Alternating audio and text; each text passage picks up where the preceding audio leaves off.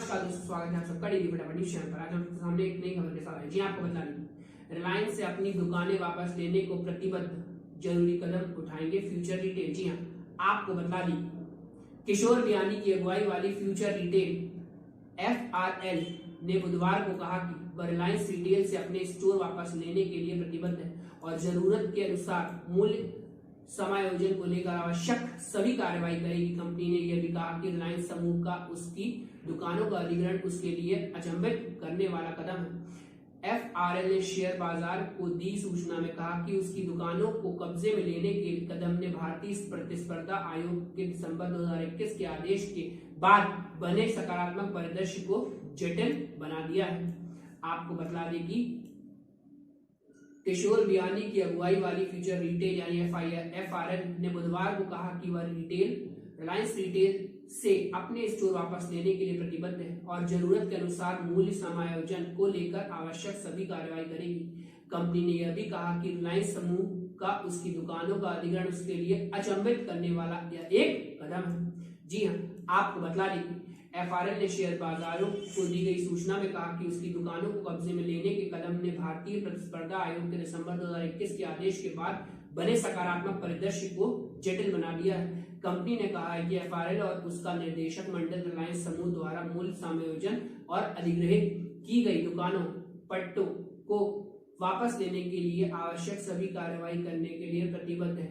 FRL और उसका निर्देशक मंडल एक व्यावहारिक समाधान पर पहुंचने के लिए कदम उठा रहा है जो सभी संबंधित पक्षों के हित में होगा। उल्लेखनीय है कि रिलायंस रिटेल ने फरवरी की शुरुआत में FRL की कम से कम 300 दुकानों के परिचालन को अपने नियंत्रण में ले लिया और उसके कर्मचारियों को नौकरी की पेशकश करी थी। बियानी समूह के दुकान मालिकों को किराया भुगतान नहीं करने के बाद रिलायंस रिटेल ने यह कदम उठाया है। आपको बता दें कि खबरों के अनुसार कंपनी और उसके निर्देशक मंडल ने रिलायंस समूह के इस कदम पर कड़ी आपत्ति जताई तथा रिलायंस समूह को नोटिस देकर पिछले कुछ दिनों में उसके द्वारा उठाए गए कदमों पर पुनर्विचार करने को कहा था। जी हाँ, कंपनी के निर्देशक मंडल ने रिलायंस समूह को यह भी सूचित किया है कि बुनियादी ढांचा, माल भंडार आदि समेत FRL से संबंधित संपत्तियों इन दुकानों के अंदर पड़ी है, इसे FRL के कर्जदाताओं के पक्ष में सुरक्षित रखा जाए। उसने कहा, निर्देशक मंडल ने रिलायंस समूह से यह बात सुनिश्चित करने के लिए कहा है कि सुरक्षित संपत्तियों का कब्जा हस्तांतरित नहीं किया जाए और कर्जदाताओं के लाभ के लिए उसे सुरक्षित रखा जाए। आपको बता दें कि FRL ने यह भी कहा है कि कई मीडिया रिपोर्ट और अमेजोन के सार्वजनिक नोटिस में गलत जानकारी दी गई है कि कंपनी ने अपनी खुदरा संपत्तियां रिलायंस को सौंप दी है और यह मध्यस्थता न्यायाधिकरण SIAC यानी सिंगापुर अंतर्राष्ट्रीय मध्यस्थता केंद्र तथा उच्चतम न्यायालय के आदेश के खिलाफ है। उसने यह भी कहा कि इस प्रकार की सूचना पूरी तरह से गलत और तथ्यों से परे है। जी हाँ, FRL ने कहा, कंपनी ने अपनी दुकानें रिलायंस समूह को नहीं सौंपी।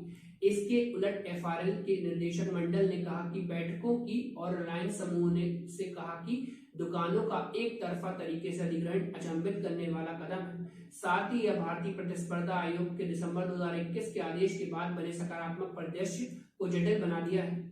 उल्लेखनीय है कि अमेजॉन ने मंगलवार को अखबारों में जारी सार्वजनिक नोटिस में आरोप लगाया था कि FRL और उसके प्रवक्ताओं ने गुपचुप तथा गलत तरीके से अपनी दुकान रिलायंस को सौंपकर भारत की अदालतों और सिंगापुर के मध्यस्थता केंद्र के साथ धोखाधड़ी करी है।